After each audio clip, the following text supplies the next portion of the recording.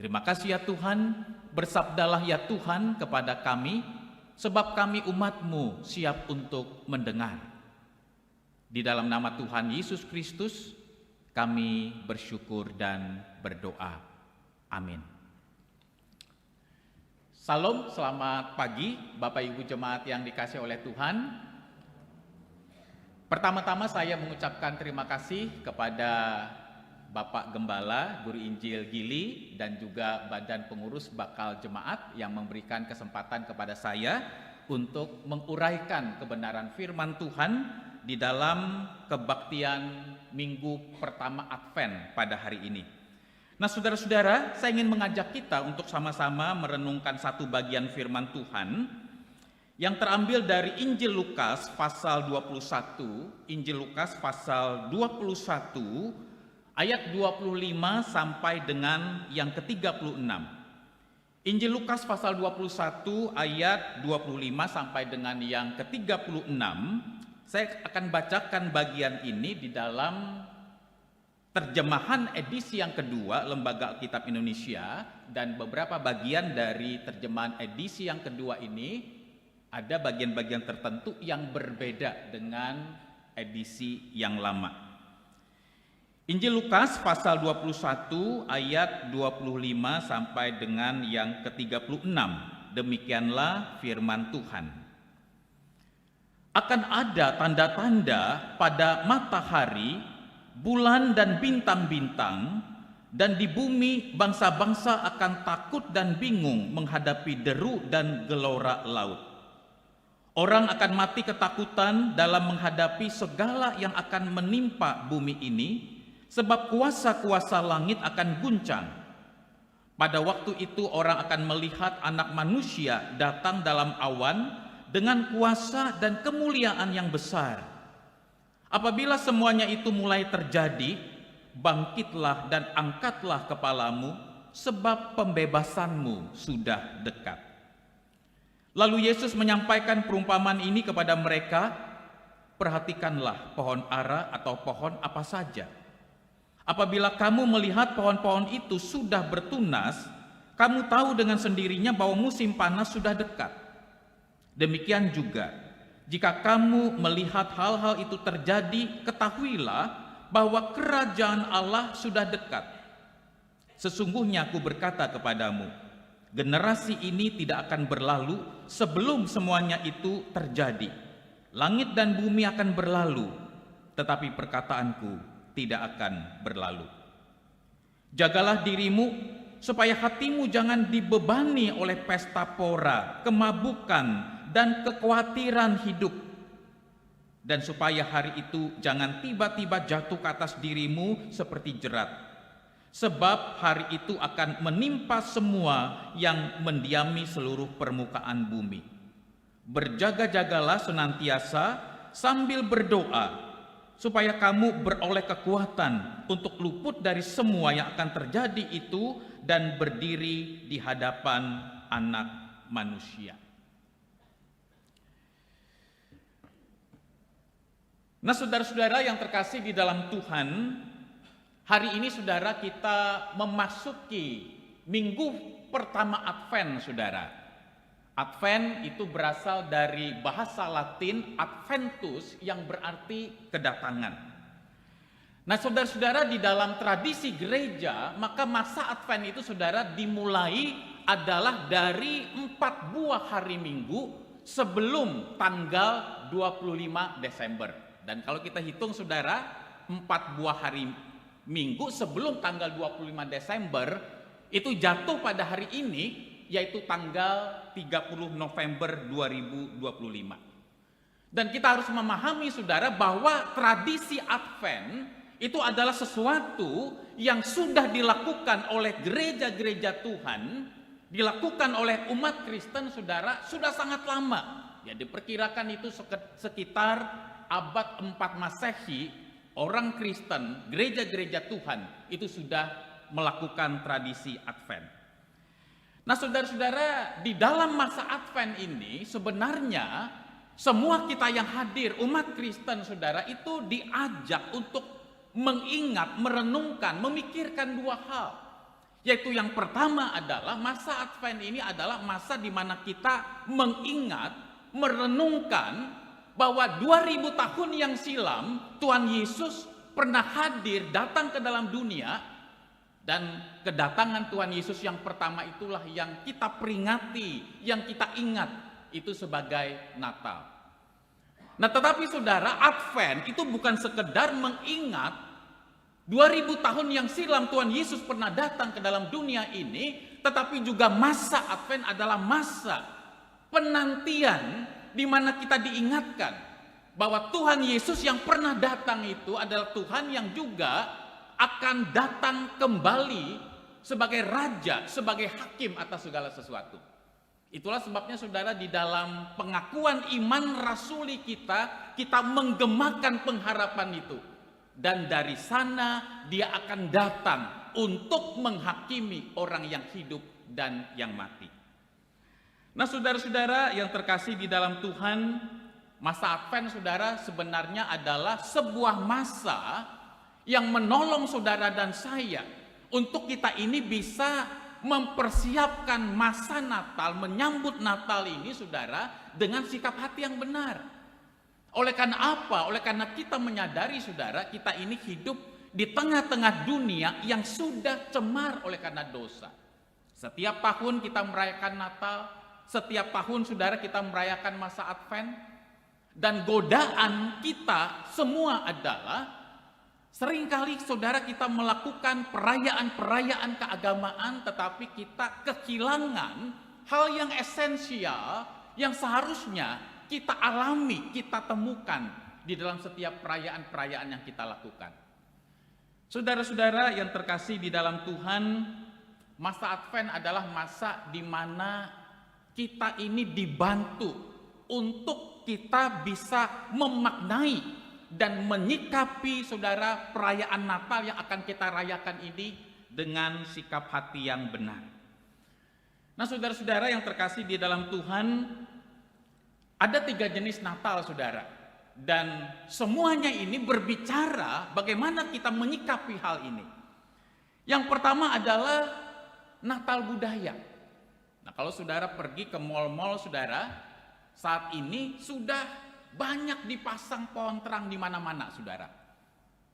Ornamen-ornamen, aksesoris Natal saudara, lagu-lagu Natal saudara itu sudah mulai diperdengarkan di mal-mal saudara. Dan kita tahu di dalam budaya kita, Natal itu identik dengan apa saudara? Natal itu identik dengan liburan panjang di akhir tahun. Natal itu identik dengan beli pakaian baru saudara. Natal itu identik dengan makan-makan, identik dengan sesuatu yang menyenangkan kita. Nah, budaya seperti ini terlihat juga bukan hanya di mal-mal saudara, tetapi seluruh karyawan-karyawan di toko-toko saudara, mereka mengenakan topi Santa Claus saudara. Mereka ikut menyemarakkan kemeriahan Natal saudara. Padahal orang-orang yang pakai topi Santa Claus itu saudara belum tentu mereka beragama Kristen saudara. Mereka mungkin beragama lain. Kristus juga tidak ada di dalam hati mereka. Tetapi di dalam Natal budaya ini mereka turut bergembira, turut merayakan kemeriahan suasana Natal yang ada. Lalu yang kedua saudara adalah Natal religius saudara. Apa maksudnya? Kita memperingati Natal saudara berdasarkan kepada peristiwa sejarah dan tradisi daripada gereja. Itulah sebabnya ada lilin Advent yang dipasang di sini, ada pohon terang, ada dekorasi Advent, ada dekorasi Natal. Kemudian saudara nanti juga akan ada ibadah malam Natal atau Christmas Eve tanggal 24 Desember. Ada perayaan Natal dan seterusnya. Semua hal itu adalah berkaitan dengan tradisi yang sudah dilakukan oleh gereja-gereja jauh sebelumnya.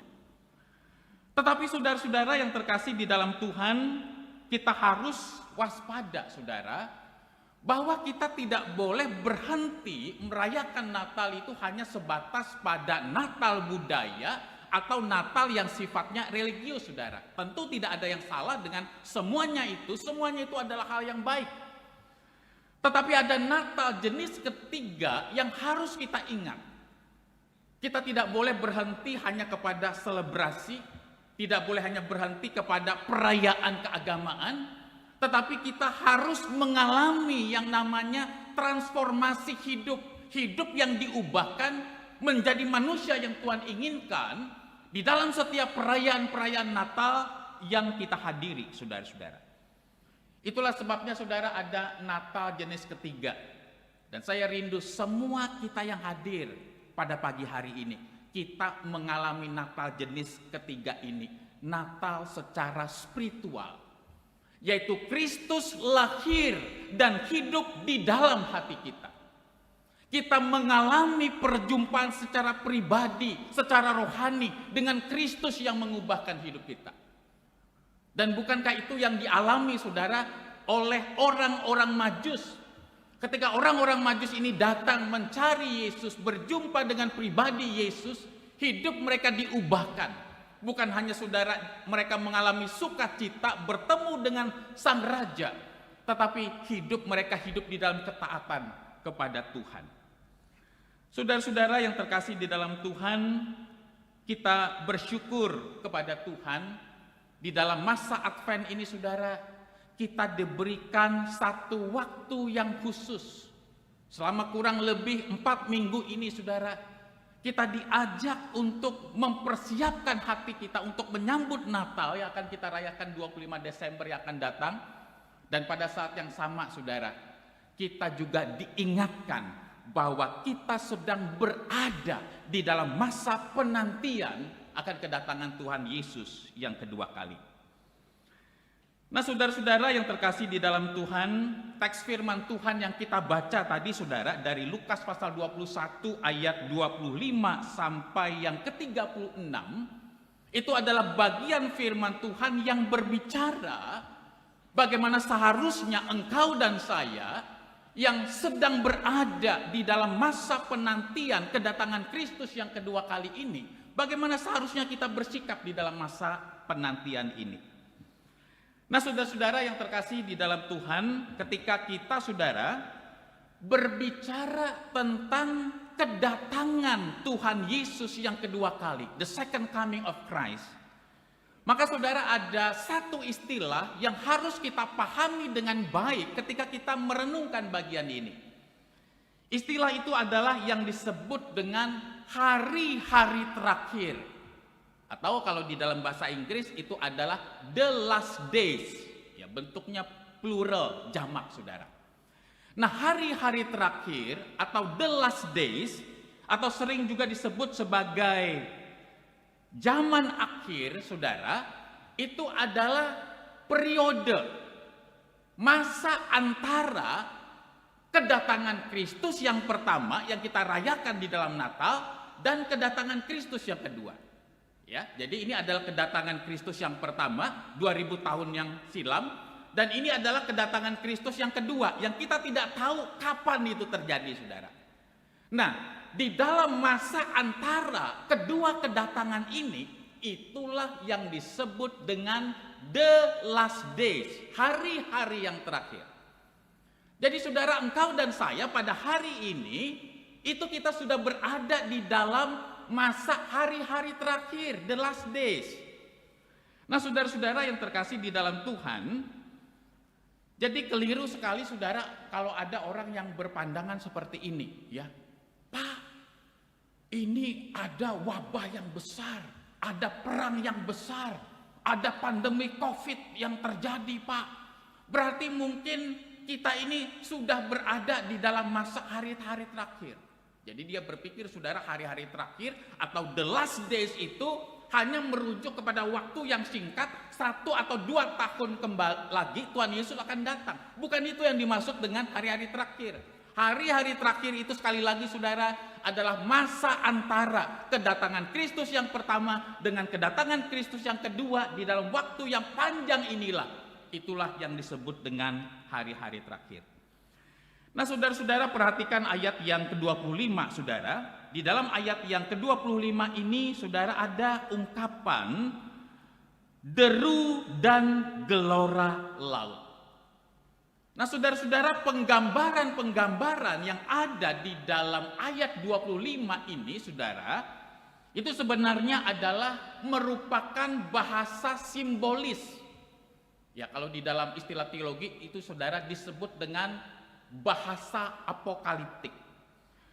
Nah, bahasa simbolis yang digambarkan di dalam ayat 25 ini merujuk bahwa di dalam masa penantian pada saat kedatangan Tuhan Yesus yang kedua kali ini, saudara, dunia ini berada di dalam situasi kekacauan dan dunia ini berada di dalam situasi tidak stabil, saudara. Nah, jadi saudara-saudara, jangan saudara membayangkan ketika membaca ayat 25 ini, saudara, lalu kita berpikir, nanti kalau Tuhan Yesus datang kedua kali sebagai raja dan hakim atas segala sesuatu, maka akan ada tanda-tanda yang luar biasa menyertainya. Gempa bumi yang dahsyat terjadi, gelombang laut yang begitu tinggi, ya, kemudian awan mungkin gelap, ada fenomena alam yang luar biasa. Tidak, saudara.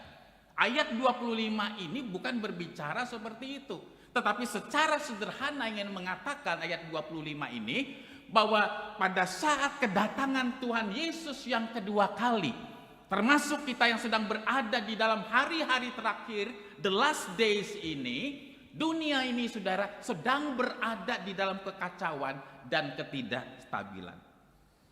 Maka saudara-saudara, berdasarkan prinsip ayat yang ke-25 dan 26 ini, saudara, kita bisa mengambil kesimpulan seperti ini. Bahwa wabah penyakit, bencana alam, peperangan, kemurtatan, krisis moral, ketidakstabilan ekonomi, finansial, politik, hal-hal yang tidak mengenakan, berbagai macam penderitaan-penderitaan, saudara, itu adalah sesuatu yang akan terjadi di sepanjang kita di dalam masa menantikan kedatangan Kristus yang kedua kali. Saudara-saudara, kita harus sadar, saudara, bahwa makin lama dunia ini makin kacau secara moral misalnya. Krisis moral itu, saudara, makin nyata di zaman kita, di hari-hari terakhir ini. Misalnya, saudara, saya ingin mengangkat masalah perilaku dan praktek LGBTQ. Sudah makin banyak, saudara, negara-negara, bahkan negara-negara yang mayoritas beragama Kristen, saudara, yang melegalkan pernikahan sesama jenis. Dan kita melihat, saudara, misalnya di Thailand, saudara, kalau saudara mengetahui di Thailand itu adalah satu-satunya negara di Asia Tenggara yang sudah melegalkan, yang sudah mengesahkan pernikahan sesama jenis. Nah, di Thailand, saudara, gender atau jenis kelamin itu, saudara, tidak hanya dibagi menjadi dua kategori yang sederhana, pria dan wanita. Ya, kalau kita kan ngisi formulir kan ditanya, kamu laki atau perempuan, itu kan gender kita, itu kan identitas kita, saudara. Tetapi kalau saudara datang ke Thailand dan mempelajari apa yang terjadi di sana, saudara, maka gender dan jenis kelamin di Thailand itu, saudara, kalau dihitung-hitung ada sekitar 18 gender, kategori berdasarkan ketertarikan seseorang terhadap lawan jenis atau ketertarikan seksualnya, saudara. Ya. Ada misalnya satu istilah, saudara, di sana yang namanya Tom. Ya, Tom ini bukan nama orang, saudara, tapi sebuah istilah yang mereka pakai untuk mengkategorikan gender seseorang berdasarkan ketertarikan seksualnya. Ya, dari kata Tom ini sebenarnya muncul kata tomboy. Ya, apa itu, saudara, yang dimaksud dengan orang yang berada di dalam kategori Tom? Yaitu mereka yang berpenampilan, yang berperilaku itu seperti seorang laki-laki maskulin, ya, secara fisik tubuhnya adalah perempuan, tetapi perilaku dan penampilannya itu maskulin seperti seorang pria. Dan orang yang berada di dalam kategori Tom ini, saudara, dia itu menyukai di. Ya, di ini bukan nama orang, tapi kategori. Apa itu di? Di itu adalah perempuan, tubuh fisiknya perempuan yang berperilaku dan yang berpenampilan feminim. Nah, kemudian saudara, kategori yang kedua, misalnya apa? Ya, kategori D. Apa itu D?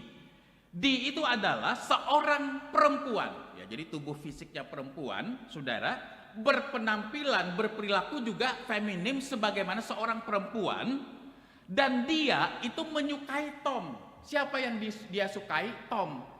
Berarti siapa Tom itu? Tom itu adalah tubuh fisiknya perempuan, tetapi penampilan dan perilakunya adalah maskulin. Jadi boleh dikatakan Tom dan Dee ini adalah kategori apa, saudara? Lesbian.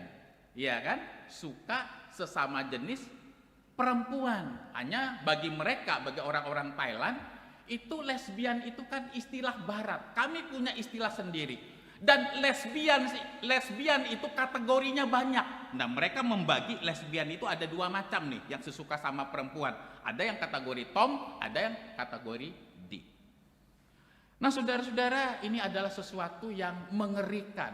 Tetapi kita hidup di tengah-tengah dunia seperti ini, di mana saudara, orang itu tidak lagi menganggap kebenaran itu menjadi sesuatu yang mutlak. Kebenaran itu menjadi sesuatu selera. Misalnya saya tanya saudara, mana yang lebih enak? Gudeg atau nasi padang? Mana yang lebih enak saudara? Hah? Kalau orang yang suka pedas-pedas, ya, yang suka santan, mungkin mereka akan bilang, ya saya suka nasi padang yang paling enak Pak. Tapi ada juga orang yang suka, wah gudeg juga enak loh Pak. Dan ada yang juga yang bilang dua-duanya enak kok. Nah, maka saudara, di era sekarang kebenaran itu sama seperti selera kita terhadap makanan. Nggak bisa orang yang suka nasi padang mengatakan, wah kamu salah loh, gudeg itu nggak enak. Itu kan menurut kamu gudeg itu nggak enak, tapi menurut orang yang suka gudeg itu enak walaupun mungkin manis. Kita hidup di tengah-tengah krisis moral, kita hidup di tengah-tengah kekacauan, kita hidup di tengah-tengah ketidakstabilan seperti ini. Saudara-saudara yang terkasih di dalam Tuhan, berdasarkan ayat 25 dan ayat yang ke-26 ini, saudara, kita juga menyimpulkan bahwa kedatangan Tuhan Yesus yang kedua kali itu tidak boleh kita kaitkan dengan peristiwa-peristiwa tertentu yang terjadi di dalam sejarah, saudara. Ada orang yang berkata seperti ini, iya Pak, itu terjadi perang yang besar, sama-sama negara besar, negara adidaya, itu sedang berperang Pak. Ini menunjukkan tanda-tanda sebentar lagi Tuhan Yesus datang kedua kali. Salah saudara. Oleh karena apa? Oleh karena kalau saudara membaca sejarah, mempelajari sejarah, perang besar itu saudara bukan hanya terjadi di abad 21. Di dalam sejarah sudah pernah terjadi beberapa kali perang besar yang menelan begitu banyak korban. Sehingga perang besar yang terjadi, saudara, itu tidak bisa kita jadikan patokan bahwa dalam waktu dekat 1 tahun, 2 tahun lagi Tuhan Yesus pasti datang kedua kali. Kemudian saudara masih ingat enggak waktu kita mengalami pandemi COVID-19 2020 yang lalu, saudara, ada orang-orang tertentu, pendeta tertentu yang menubuatkan, wah ini terjadi pandemi yang luar biasa, wabah COVID yang luar biasa yang melanda seluruh dunia. Lalu dia mengatakan pada bulan sekian, tanggal sekian, sebentar lagi Tuhan Yesus datang kedua kali. Dan nubuatnya tidak tergenapi, saudara. Itu keliru sekali. Kenapa, saudara? Karena kita harus menyadari bahwa yang namanya wabah penyakit, pandemi yang melanda dunia, kalau kita baca di dalam sejarah, saudara, bukan hanya pernah terjadi di tahun 2020 yang lalu. Jauh sebelumnya sudah pernah terjadi pandemi, sudah pernah ada wabah penyakit yang melanda seluruh dunia. Dan kita tidak tahu, saudara, apakah 100 tahun yang akan datang, apakah 150 tahun yang akan datang, apakah 200 tahun yang akan datang sejak hari ini. Mungkin dunia ini akan mengalami pandemi lagi. Ya walaupun tentu saudara kita tidak berharap hal itu terjadi. Saudara-saudara yang terkasih di dalam Tuhan, di dalam ayat yang ke-26, saudara, Di situ berbicara tentang sikap atau respons dari orang-orang yang tidak beriman kepada Tuhan Yesus pada saat kedatangan Tuhan Yesus yang kedua kali. Di dalam ayat yang ke-26 ini dikatakan seperti ini, mereka mati ketakutan. Apa sebenarnya saudara ungkapan mati ketakutan? Apa yang ingin disampaikan melalui istilah ini? Nah, istilah mati ketakutan ini saudara, itu bukan sekedar sebuah reaksi fisik, tetapi dalam arti secara spiritual saudara, bahwa pada saat kedatangan Tuhan Yesus yang kedua kali, maka orang-orang yang tidak beriman, orang-orang yang tidak percaya kepada Yesus Kristus, mereka itu akan mengalami kepanikan, mereka akan mengalami kebingungan, dan mereka akan mengalami kehilangan pengharapan yang digambarkan di dalam bagian ini dengan istilah atau ungkapan mati ketakutan. Saudara-saudara, kita harus memahami pada saat Tuhan Yesus datang yang pertama kali 2000 tahun yang silam, Tuhan Yesus datang di dalam kehinaan, di dalam keadaan yang begitu sangat sederhana. Dia lahir sebagai bayi yang lemah, layaknya seperti manusia lainnya ketika lahir ke dalam dunia ini. Dia lahir di palungan, dia lahir di dalam keluarga yang sangat miskin, yang sangat sederhana. Itu adalah kedatangan Tuhan Yesus yang pertama. Tetapi pada saat kedatangan Tuhan Yesus yang kedua kali, saudara, Yesus datang di dalam kemuliaan dan di dalam kekuasaan yang maha besar. Dia datang sebagai raja yang memerintah atas segala sesuatu dan hakim atas segenap umat manusia. Nah, saudara-saudara yang terkasih di dalam Tuhan, itulah sebabnya saudara-saudara, kalau kita memperhatikan seluruh pengajaran Alkitab, saudara, Alkitab tidak pernah memberikan perintah kepada kita untuk menerka-nerka, untuk menebak-nebak kapan Tuhan Yesus datang. Alkitab tidak pernah ajarkan untuk kita melakukan hal itu. Yang Alkitab ajarkan adalah bagian kita, tanggung jawab kita. Ketika kita berada di dalam masa penantian akan kedatangan Tuhan Yesus yang kedua kali ini, bagaimana seharusnya kita sebagai umat percaya, sebagai orang Kristen bersikap terhadap hal itu. Saudara-saudara yang terkasih di dalam Tuhan, jika respons orang-orang yang tidak beriman, saudara, terhadap kedatangan Tuhan Yesus yang kedua kali, mereka itu mati ketakutan, mereka itu panik, mereka itu bingung, mereka itu kehilangan pengharapan, mereka tidak siap dengan penghakiman yang dilakukan oleh Tuhan terhadap hidup mereka. Maka saudara, sikap orang percaya, sikap umat yang beriman kepada Tuhan Yesus adalah sebuah sikap yang berbeda. Yaitu perhatikan saudara, ayat yang ke-28 dikatakan seperti ini. Bangkitlah dan angkatlah kepalamu, sebab pembebasanmu sudah dekat. Ketika Tuhan Yesus datang kedua kali, saudara, di dalam kemuliaan dan keagungan yang besar, sebagai raja dan hakim yang adil atas segala sesuatu, saudara, umat percaya di dalam bagian ini dipanggil untuk apa, saudara? Mengangkat kepalanya. Ya, mengangkat kepala ini, saudara, merupakan sebuah ungkapan yang menggambarkan umat percaya dipanggil, diperintahkan, saudara, untuk mengarahkan mata imannya, mengarahkan dirinya kepada Kristus yang datang. Dan mengangkat kepala itu juga, saudara, merupakan sebuah ungkapan yang menunjukkan bahwa umat percaya dipanggil untuk hidup di dalam sukacita dan hidup di dalam pengharapan akan kedatangan Tuhan Yesus yang kedua kali. Saudara-saudara, orang percaya dipanggil menghadapi guncangan dunia ini, saudara, bukan dengan ketakutan, bukan juga dengan kepanikan, tetapi dengan pengharapan yang tertuju kepada Tuhan yang membawa kemenangan. Saudara-saudara, seringkali saudara kita ini menaruh pengharapan kepada sesuatu yang rapuh, sesuatu yang berubah-ubah, sesuatu yang tidak menentu di dalam hidup kita. Ada orang-orang tertentu, saudara, yang menaruh pengharapan ya kepada orang-orang yang dia pikir bisa dia andalkan. Orang-orang yang bisa membacking dirinya. Oh, tidak salah saudara, kita perlu punya relasi yang luas. Kita perlu membangun koneksi, kita perlu membangun jaringan. Ya, berelasi dengan banyak orang itu adalah sesuatu yang baik. Tetapi kita harus sadar saudara, ada masa-masa tertentu di dalam hidup kita, orang-orang yang kita pikir ini bisa kita andalkan. Ternyata orang itu sudah meninggalkan kita dan tidak bisa kita andalkan sepenuhnya di dalam hidup ini. Seringkali saudara kita menaruh pengharapan kita kepada jabatan, kekuasaan yang kita punya. Itu adalah sesuatu yang juga sangat rapuh saudara. Jabatan kita, kekuasaan kita itu bisa hilang kapan saja. Ada masa-masa saudara mungkin kita menaruh pengharapan kita kepada apa saudara? Kepada kesehatan kita. Oke saudara, mungkin pada saat usia kita masih muda, ya masih umur 30, masih umur 40, kita masih bisa bekerja keras saudara. Tetapi ketika kita nanti saudara makin tua, udah umur 60 ke atas, 70 dan seterusnya saudara, tubuh kita ini akan makin melemah.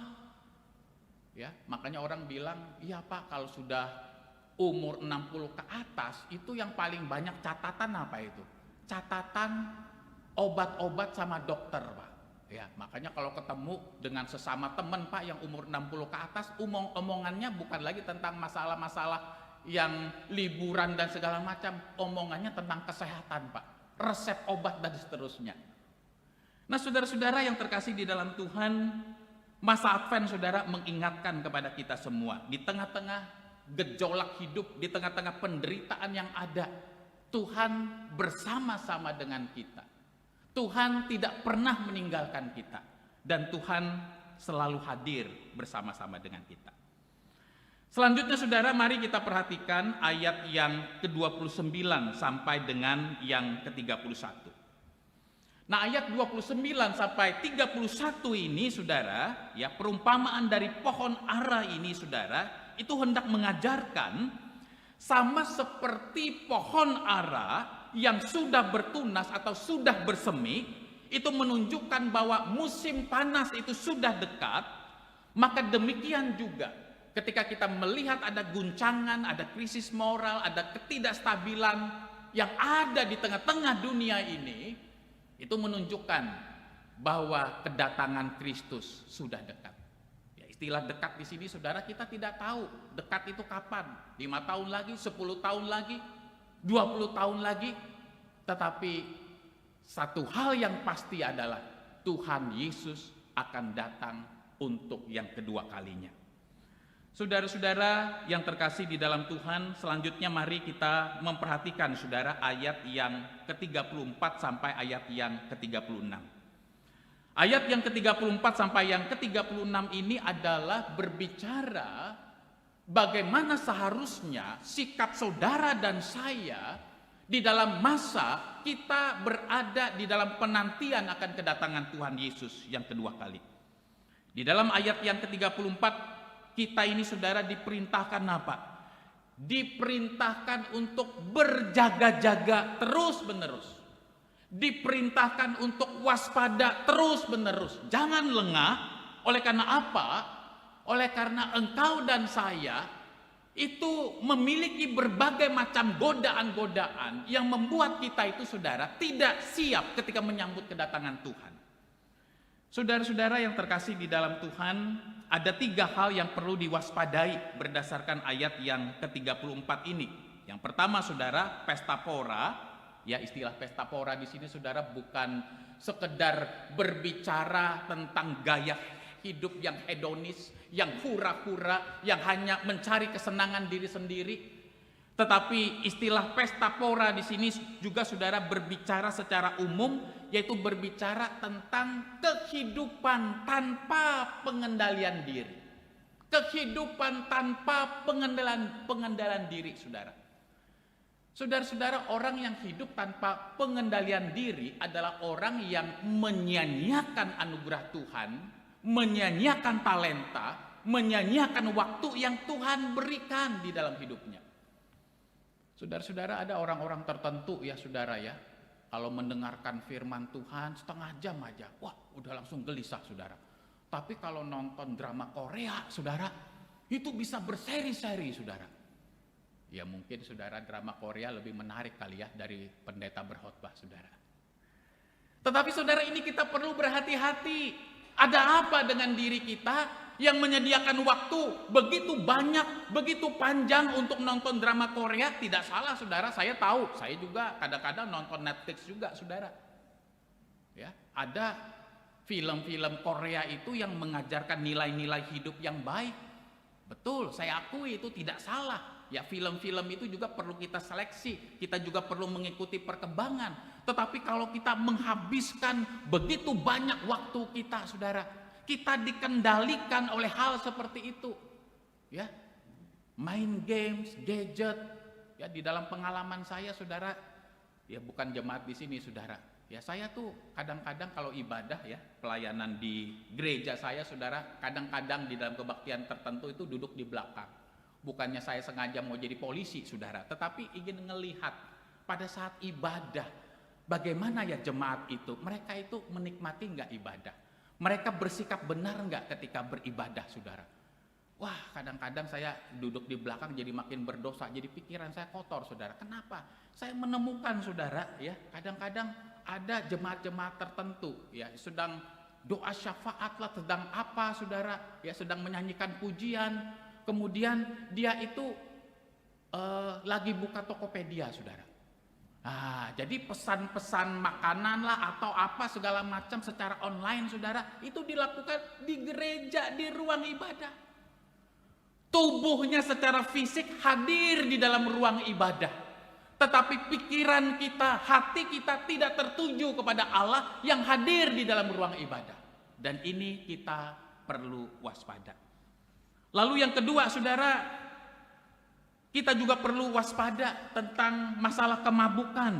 Ya, kemabukan di sini ya secara literal ya kondisi mabuk, saudara, karena kita harus memahami di dalam budaya orang-orang Yunani dan Romawi kuno pada saat itu, pesta pora dan kemabukan itu adalah hal yang biasa mereka lakukan. Ada dewa-dewi yang mereka puja, yang mereka tinggikan, yang mereka muliakan, yang mereka sembah, saudara. Dan ada ritual-ritual ibadah yang memang itu melibatkan yang namanya pesta pora dan kemabukan. Maka Tuhan Yesus, saudara, mengingatkan di dalam bagian ini sebagai orang yang sudah beriman kepada Tuhan, yang percaya kepada Tuhan, kita perlu mewaspadai akan hal ini. Lalu selanjutnya, saudara, hal yang ketiga, kita perlu juga waspada. Ya, di dalam terjemahan edisi yang lama dikatakan kepentingan-kepentingan duniawi. Ya, tetapi menarik sekali kalau saudara memperhatikan di dalam terjemahan edisi yang baru, saudara, edisi yang kedua, itu tidak menggunakan istilah kepentingan-kepentingan duniawi, tetapi kekhawatiran hidup. Ya, karena kata kepentingan yang ada di situ, saudara, itu sama artinya dengan istilah kata khawatir yang Tuhan Yesus gunakan di dalam Matius 6 ayat 25. Ya, kalau kita baca Matius 6 ayat 25, di situ Tuhan Yesus berkata apa? Janganlah kamu khawatir. Ya, khawatir di sini akar katanya merizo. Dan kata merizo ini adalah akar kata yang digunakan di dalam terjemahan lama itu dengan kepentingan, sehingga di dalam beberapa terjemahan Inggris, saudara, dan di dalam edisi yang baru dia tidak menggunakan istilah atau menerjemahkan kepentingan-kepentingan duniawi, tetapi kekhawatiran hidup. Saudara-saudara yang terkasih di dalam Tuhan, semua kita, saudara, pernah tentu mengalami yang namanya khawatir, saudara. Khawatir itu adalah reaksi spontan dari diri kita untuk mengantisipasi bahaya. Tetapi saudara, ada kekhawatiran yang berbahaya yang menggiring kita kepada dosa yang dilarang oleh Alkitab, yaitu apa? Yaitu kita menaruh sumber rasa aman kita kepada sesuatu yang salah di dalam hidup ini. Saudara-saudara, ketika kita menaruh sumber rasa aman kita itu kepada harta yang kita punya, kepada jabatan yang kita punya, kepada kekuasaan yang kita punya, kita menaruh sumber rasa aman kita itu pada sesuatu yang rapuh, yang bukan diri Allah, saudara, maka kekhawatiran itu akan makin tinggi di dalam hidup kita.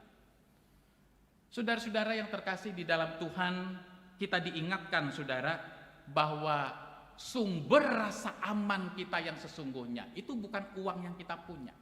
Kita semua butuh uang saudara, kita semua butuh menabung, kita semua butuh mempersiapkan segala sesuatu dengan baik. Itu benar, itu harus kita lakukan. Tetapi jangan menjadikan uang, jangan menjadikan harta benda, sesuatu yang mudah berubah, sesuatu yang rapuh ini menjadi sumber rasa aman hidup kita. Ketika kita menjadikan harta benda, materi yang adalah merupakan sarana penunjang kehidupan itu menjadi sumber rasa aman dan sumber kebermaknaan diri kita saudara, maka percayalah kita ini akan mengalami kekhawatiran-kekhawatiran yang tidak ada habis-habisnya di dalam hidup ini. Pikiran kita akan terbagi-bagi, pikiran kita tidak lagi fokus kepada Tuhan, tetapi pikiran kita akan menjadi pribadi yang fokus hanya kepada kepentingan diri kita sendiri. Saudara-saudara, yang paling penting bukan berapa banyak yang ada di dalam genggaman kita, tetapi yang paling penting adalah siapa yang menggenggam dan yang memegang hidup saudara dan saya. Dan kita bersyukur kepada Tuhan yang menggenggam, yang memegang erat hidup kita adalah Tuhan Yesus, Tuhan yang akan datang kedua kali sebagai Raja dan sebagai Hakim atas segala sesuatu. Saudara-saudara yang terkasih di dalam Tuhan, secara sederhana saudara, ayat yang ke-34 ini saudara bisa disimpulkan seperti ini. Sikap engkau dan saya di dalam masa penantian akan kedatangan Tuhan Yesus yang kedua kali, di dalam masa hari-hari terakhir ini, the last days ini adalah apa? 3 hal ini saudara sebenarnya berbicara engkau dan saya dipanggil untuk hidup kudus di dalam masa penantian akan kedatangan Tuhan Yesus yang kedua kali. Saudara-saudara yang terkasih di dalam Tuhan,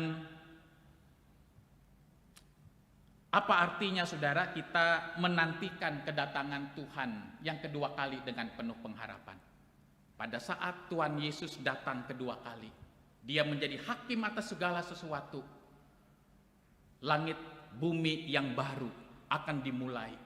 Penderitaan, sakit penyakit yang dulu pernah kita alami itu akan hilang dan kita akan menikmati langit bumi yang baru.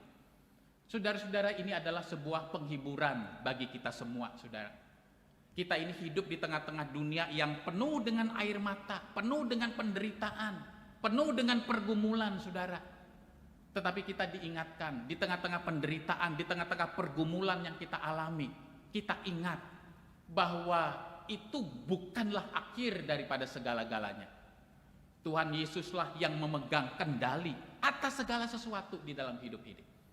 Termasuk apa saudara? Termasuk ketika kita juga saudara mengalami ketidakadilan di tengah-tengah dunia ini. Saudara-saudara, mungkin kita pernah yang namanya disakiti. Mungkin kita pernah yang namanya dilukai. Dan di dalam kecenderungan kita saudara sebagai orang berdosa, natur keberdosaan kita apa yang kita lakukan saudara? Orang yang menyakiti kita, orang yang melukai hati kita ingin sekali membalas.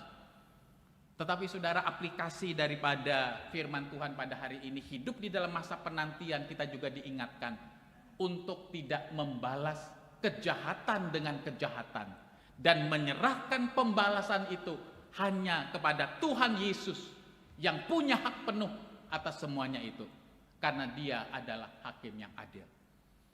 Ada orang yang berkata seperti ini saudara, kalau orang lain berbuat baik kepada kita, kita membalas kebaikan orang dengan kejahatan, itu namanya kita hidup di level iblis katanya.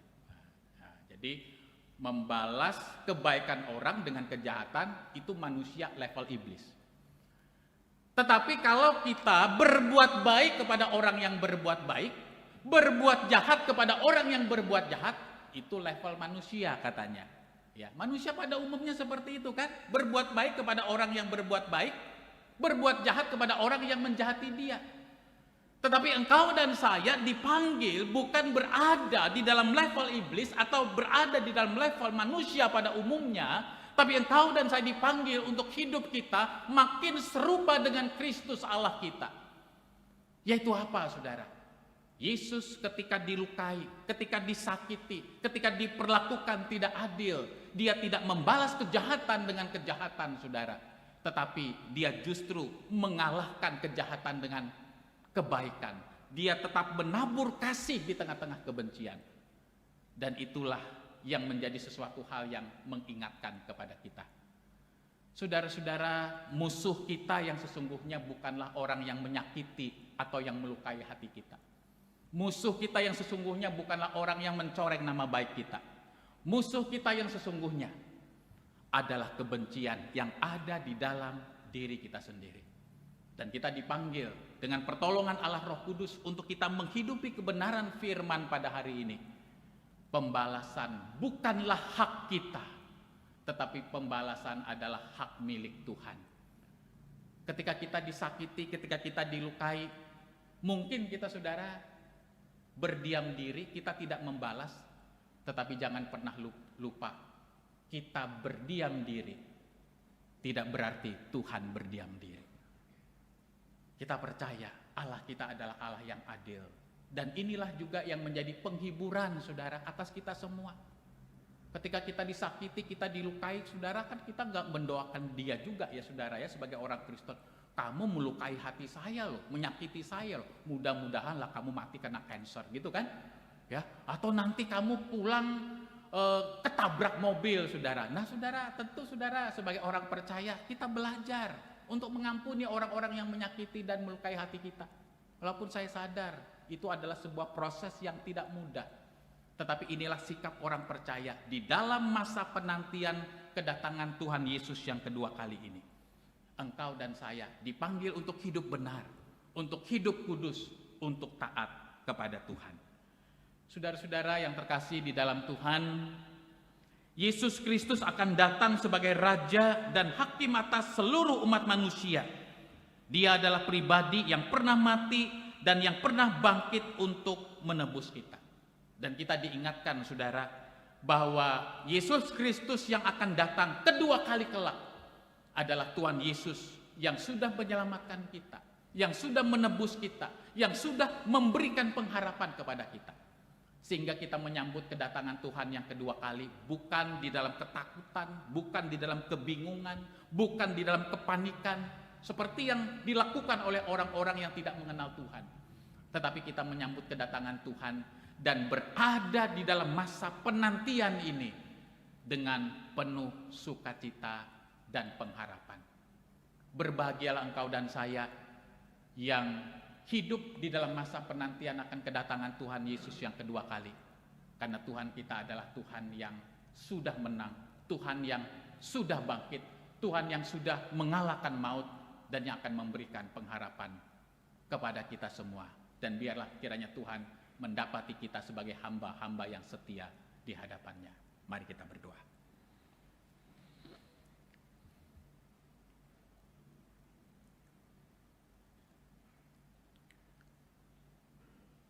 Bapa di surga, kami sungguh menyadari ya Tuhan, kami hidup di tengah-tengah dunia yang tidak mudah. Ada penderitaan, ada pergumulan, ada sakit penyakit, ada air mata, ada ketidakadilan yang kami alami di tengah-tengah dunia yang sudah cemar dan jatuh oleh karena dosa ini. Tetapi kami diingatkan ya Tuhan, di dalam Engkau ada pengharapan. Pada saat Tuhan Yesus datang kedua kali, Dia akan datang di dalam kemuliaan dan kebesaran sebagai Raja dan Hakim yang adil, yang akan memulai langit dan bumi yang baru di tengah-tengah dunia ini. Itulah yang menjadi sukacita dan pengharapan bagi kami semua ya Tuhan. Kami diingatkan bahwa dunia ini bukanlah rumah kami yang sesungguhnya. Dunia ini hanyalah tempat kami sementara. Tetapi sekalipun kami berada di dalam dunia yang sementara, kami hidup di dalam dunia di mana Tuhan memanggil kami untuk kami dapat menjalankan fungsi kami sebagai garam dan terang di tengah-tengah dunia ini. Kami sadar ya Tuhan, dengan kekuatan dan kemampuan kami sendiri, kami tidak mungkin menjadi pribadi yang setia di hadapan Tuhan. Tetapi kami diingatkan ya Tuhan, bukan oleh kekuatan dan kemampuan kami bisa setia kepada Tuhan, tetapi semata-mata oleh karena kekuatan dan anugerah Allah yang menopang kami, yang memampukan kami untuk kami bertekun setia sampai akhir kepada Tuhan. Bapa, mungkin kami datang ke tempat ini dengan berbagai macam pergumulan, baik di dalam masalah-masalah kehidupan keluarga kami, kehidupan pernikahan kami. Mungkin ada di antara kami yang sedang pernikahan kami berada di ambang kehancuran. Mungkin ada di antara kami yang hadir pada hari ini ya Tuhan. Sebenarnya kami sudah tidak lagi menikmati kehidupan pernikahan kami. Ada di antara kami juga yang bergumul dengan berbagai macam sakit penyakit, masalah-masalah ekonomi, apapun juga yang kami alami. Tuhan, berbelas kasihanlah kepada kami. Ulurkan tangan-Mu yang penuh kuasa, yang penuh kemurahan itu, supaya kami ya Tuhan tidak larut dan ditenggelamkan oleh kesulitan dan pergumulan hidup kami. Tetapi di tengah kesulitan dan pergumulan hidup yang tidak mudah, kami belajar untuk tetap memuliakan Tuhan. Hidup kami tetap menjadi hidup yang berbuah, hidup yang menjadi berkat bagi banyak orang. Tuhan, jauhkan kami dari segala nafsu yang rendah, di mana kami hanya hidup untuk mementingkan diri kami sendiri. Biarlah kami hidup bagi Kristus yang sudah menebus dan yang menyelamatkan kami. Inilah seru doa permohonan kami ya Tuhan, yang kami panjatkan ke hadirat-Mu. Di dalam nama Tuhan Yesus Kristus kami bersyukur dan berdoa. Amin.